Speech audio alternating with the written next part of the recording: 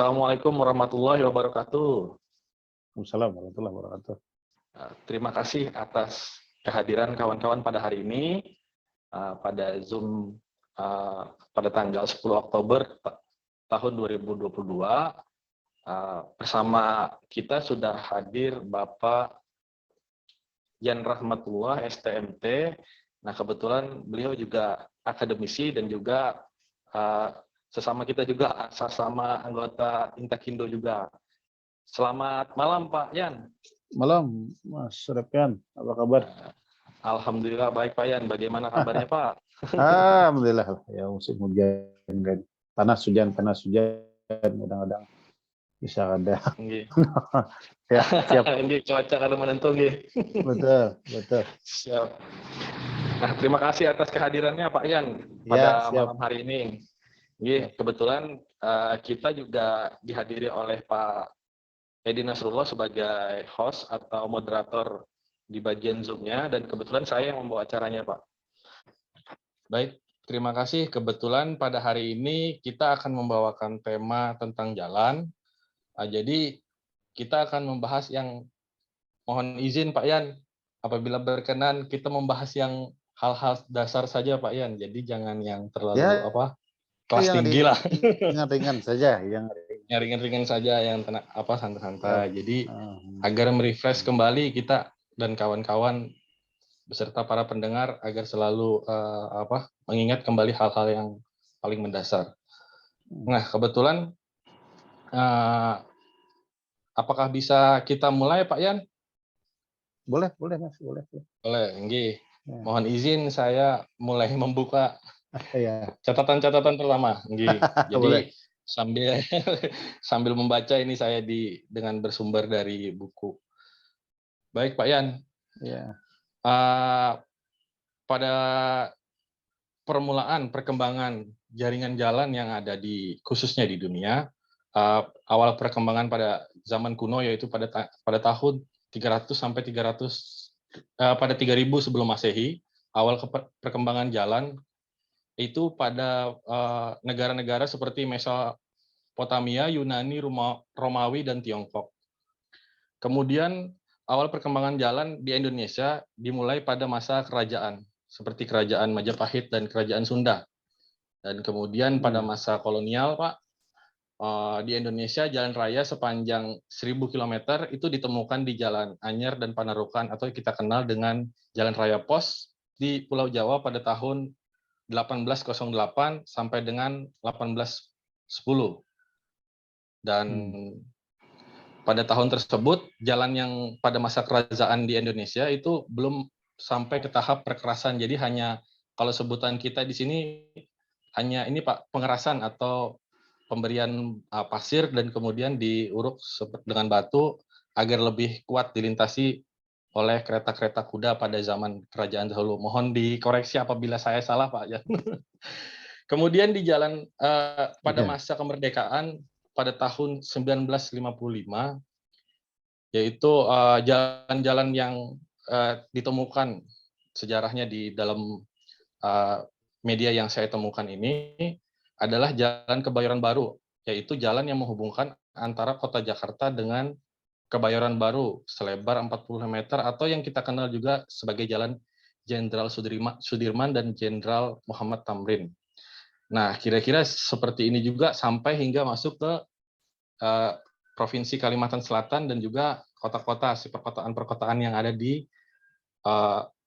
Kalimantan Selatan. Nah, jadi mohon tanggapannya Pak. Kalau memang jauh kita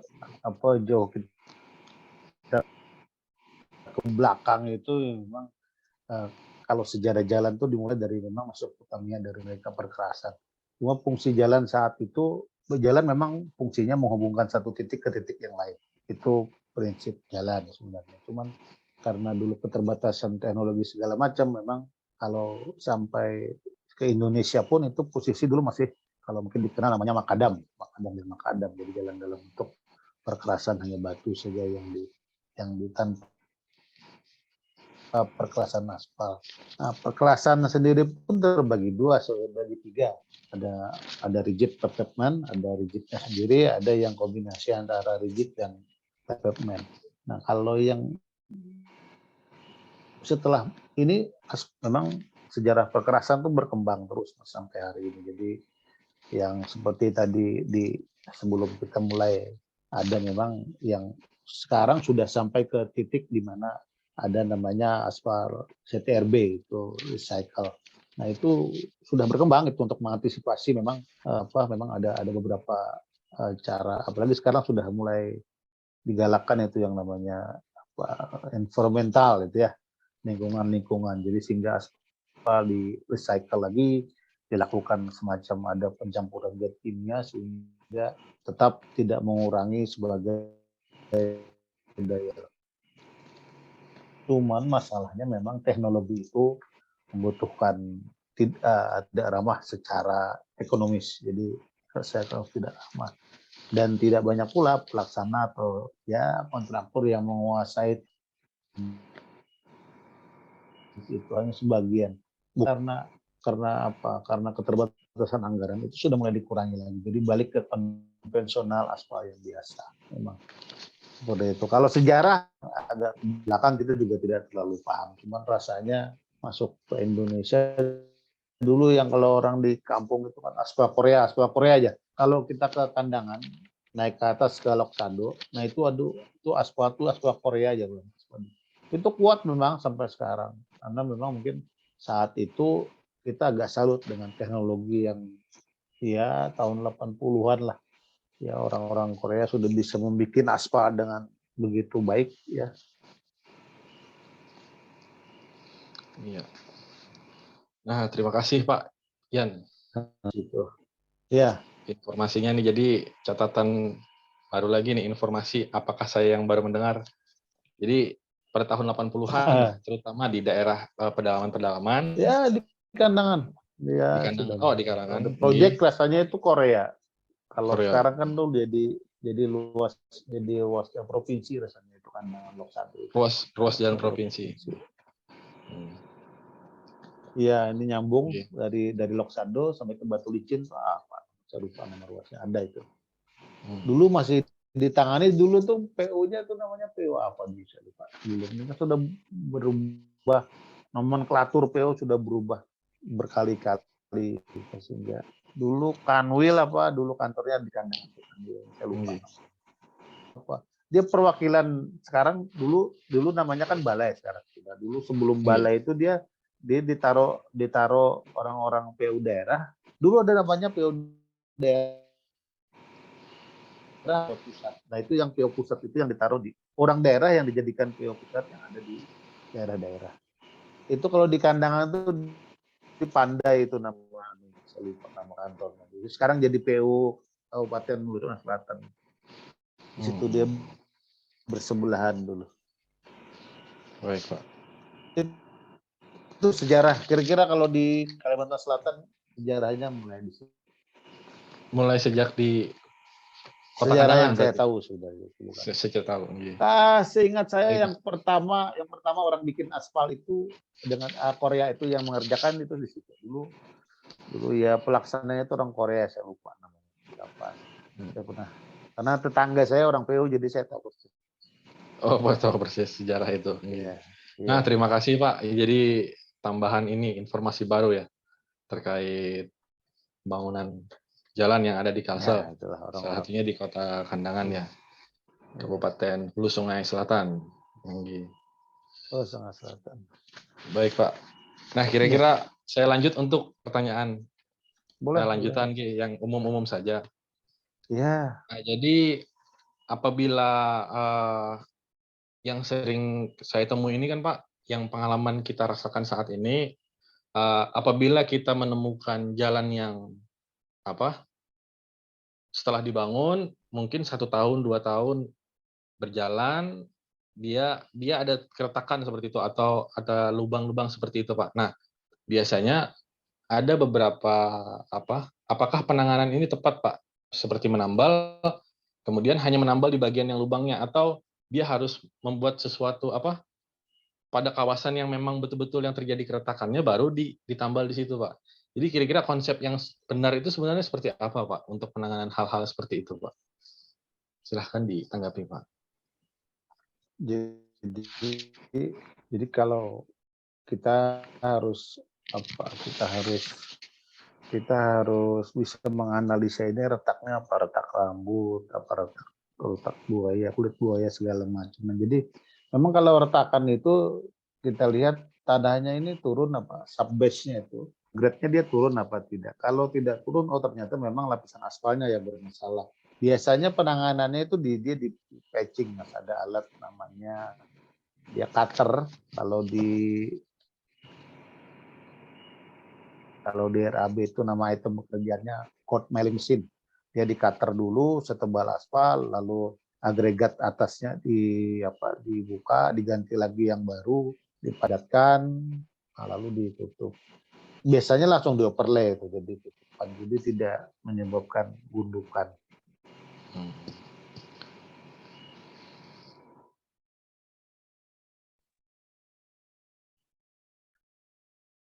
Cuma pelaksanaan saat pengaspalannya yang bermasalah. Dia di subbase-nya tidak terlalu padat, langsung diaspal. Atau bisa juga saat diaspal ternyata aspalnya dingin sehingga saat penggilasan tidak sesuai dengan metode. Banyak penyebabnya, Mas. Jadi lebih kalau kita melihat ini lebih spesifik yang mana ya tidak bisa menentukan. Cuman rata-rata memang tanah di Kalimantan Selatan itu memang tanahnya bergerak. Perlu ada perbaikan tanah dulu sebelum dilakukan ke tahap berikut. Nah, kayaknya seperti itu. Kalau metode saya pikir sudah sesuai lah yang dikerjakan sama saat ini. Cuma memang ya ada beberapa kasus saja yang tidak sesuai. Cuman overall semua baik, sudah berjalan sesuai standar lah. Nah, jadi saya tangkap dari bahasan Bapak tadi, secara overall metode yang digunakan di Kalsel sudah sesuai spesifikasi, baik itu cara maupun pelaksanaannya. Kemudian apabila kita melihat lagi kondisi ketika apakah dia akan ke depan setelah dibangun dia akan cepat rusak atau tidak, itu tergantung lagi penyiapan kematangan lahannya, Pak, ya, berarti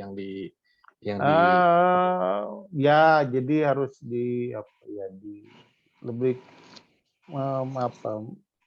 kalau perbaikan jalan itu memandang segalanya itu dari titik awal, dari agregat yang digunakan, dari metode yang dipakai sampai ke material aspal yang dipakai itu harus satu kesatuan panjang. Jadi tidak bisa gitu. Agregat bagus tapi metodenya salah ya tidak. Ya.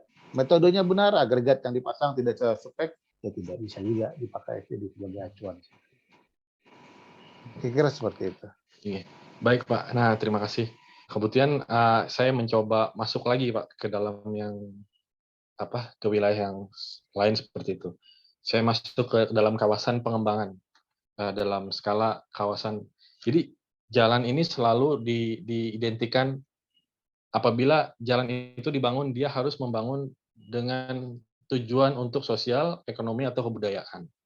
Tujuannya selalu seperti itu, Pak. Nah, setiap kita beraktivitas pun semuanya kita berhubungan dengan jalan. Peradaban pembangunan di Provinsi Kalimantan Selatan pun selalu jalan tapi juga ada suatu kala itu jalan juga dipersalahkan seperti itu, Pak. Nah, apakah misalkan seperti ini, Pak, saya ambil contoh. Misalkan akibat dari pembangunan jalan sehingga air yang lewat ketika banjir itu tidak bisa melewati ke sisinya seperti itu. Apakah memang di dalam perencanaan itu, Pak, hal-hal seperti itu sebenarnya sudah tertangani, tapi kejadian yang terjadi itu sebenarnya tidak seperti itu, atau yang direncanakan itu tidak sesuai sama yang terjadi di lapangan seperti itu, Pak? Ini kan jalan ini kan sudah tidak bisa tumbuh, Mas. Jadi jalan ini sedangkan kapasitas kapasitas jalan sudah tidak, ya kalau bilang kata jenuh sudah jenuh. Kalau jadi jadi harus ada peningkatan. Nah, karena peningkatan jalan tersebut, baik itu dari segi kualitas jalan maupun kuantitas jalannya, misalnya faktor ketebalan mengakibatkan yaitu sampai yang tadi air tidak bisa menyeberang. Nah, sebetulnya itu sudah coba diatasi sebenarnya oleh pemerintah daerah, pemerintah provinsi siapalah yang mengambil take over itu dengan cara membangun drainase di samping. Cuma memang, nah itu tadi. Jadi kalau pengalaman kita di lapangan, drainase memang bisa mengatasi sebagian besar problem yang Mas Rafian bilang tadi. Cuman untuk menjadikan drainase berfungsi dengan baik itu memang juga tidak. Karena drainase itu bagian pelengkap dari jalan. Jadi ada jalan, ada drainase. Nah, drainase pun tidak bisa berfungsi dengan sempurna kalau dalam pengerjaannya konturnya tidak bisa. Jadi air tidak bisa mengalir dengan baik. Bagaimana air bisa mengalir dengan baik kalau posisi drainasenya tidak sesuai dengan perencanaan. Artinya air harus mengalir. Sedangkan kadang-kadang dalam pengerjaan di jalan lebih tinggi dari rumah yang sampai bilang tadi, air tidak bisa nyebrang. Posisi drainase tidak bisa maksimal karena di bawah ada kabel listrik, kabel optik, ada PDAM. Nah, sehingga dia tidak bisa dapat. Pengalaman kita di Banjarmasin seperti itu. Drainase dibuat tapi tidak menyelesaikan masalah. Malah kadang-kadang jadi tempat sampah, jadi tempat segala macam mampet. Itu yang memperparah. Sebenarnya konsepnya itu harus dari awal diperhatikan. Jadi harus dipikirkan dulu, apalagi Banjarmasin kan kata orang bilang itu kan kota 1000 sungai, di mana-mana ada sungai. 1000 sungai ada sungai. Jadi air harus pasang surut pula. Jadi harus mengalir. Kalau saya tangkap dari Mas Apen tadi bahwa sebenarnya ini tidak bisa, masalah yang tersebut tidak bisa ditangani oleh satu stakeholder. Harus semua jadi satu, duduk sama-sama. Sudah dicoba di Bandung. Saya pernah lihat di Bandung itu dia bikin drainase, ada drainase yang pure satu, ada drainase yang namanya gantung. Saya lupa namanya. Jadi di situ gantung itu dia nantol di situ, kabel optik di situ, PDAM di situ, sehingga dia tidak menggali, tapi dia berdiri di atas Yudit lah namanya itu. Oh, Di Yudit ada dua Mas, Yudit satu yang kecil, satu yang kecil, ada satu yang besar. Yang besar tempat mengalirkan air, di atas buat pipa segala. Yang di atasnya pipa. Itu sudah mulai, ya kayaknya oleh pemerintah Kota Banjarmasin pernah dicoba itu. Rasanya pernah dicoba kalau depan Ulin itu ada trotoar. Nah, rasanya di bawah trotoar itu sudah mulai dipakai. Cuman seingat saya pernah dulu, tapi entah jadi entah tidak itu saya tidak tahu. Cuman rasanya itu harus dicoba sekarang oleh pemerintah kota, terutama Banjarmasin menyikapi hal itu. Karena perkembangan di Banjarmasin kan cukup masif, ya cukup sekarang tumbuh luar biasa. Tapi kalau untuk di daerah saya pikir masih belum. Cuman yang cuman untuk di rantau yang seperti saya tangani sekarang ada itu. Mereka sudah bisa membuat itu. Jadi Yudit, di bawahnya PLN, di bawahnya ada kabel PLN di situ. Jadi tidak ada lagi kabel di atas memang. Cuman ya itu tadi mahal. Biaya listriknya pun lebih mahal daripada yang di atas. Kalau abonemen lah, lebar di atas lebih mahal. Rasanya dua kali lipat lebih mahal. Memang tapi estetika bagus. Jalan juga bisa dengan rapi dibuat gitu ya. Utilitasnya bisa tertata rapi ya. Cuman itu bangunan kawasan kosong dibikin, direncanakan. Kalau sudah ada dibikin lagi ya rasanya agak sulit penanganannya. Tidak segampang yang kita bicarakan. Betul. Memang ini. Tapi paling tidak melalui pembicaraan kita ini semoga ke depan ada yang mendengarkan seperti itu, Pak. Bahwasanya ketika kita ingin membangun sebuah kawasan, kita memang harus betul-betul memilah sebuah tindakan, sebuah metode agar semuanya itu tetap berkesinambungan seperti itu, Pak. Iya, Jadi peninggalan pada awal zaman kemerdekaan atau zaman kerajaan tadi itu bisa kita hindari dengan keadaan yang saat ini, kondisi saat ini seperti perubahan cuaca, kemudian perubahan konsep membangun setiap perumahan, kemudian pertokoan dan lain-lain seperti itu, Pak. Jadi setiap pembangunan tadi yang Bapak sampaikan tadi sangat lengkap sekali menurut saya ya. Bapak tadi sudah menjelaskan mulai dari bahwasanya drainase tadi ternyata ada 2 tingkat tadi ya, menggunakan bisa Udit, dipakai. kemudian Ya, dia sudah dari dipikirkan sudah oleh penguasa yang ada ya, kalau boleh bilang penguasa ya.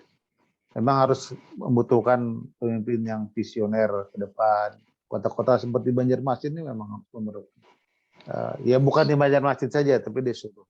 Saya di pikir seluruh wilayah perkotaan. di rantau itu sudah sangat visioner ke depan, sudah bisa memikirkan hal itu. Dan saya pikir apa salahnya kalau kita meniru sesuatu yang baik dari daerah lain.